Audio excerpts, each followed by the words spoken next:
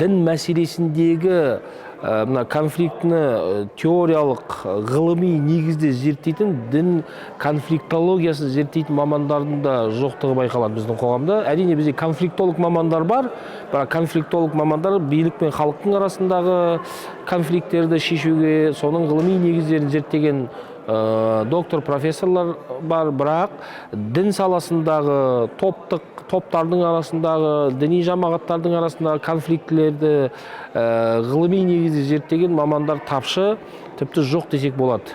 Бұл өз кезегінде қазіргі қоғамдағы дінге қатысты конфликттердің теориясын, оның қайдан туындаған, не себеп туындаған, қандай себепті бұндай конфликтілер орын алғандығын ғылыми негізде зерттейтін ғылым саласы.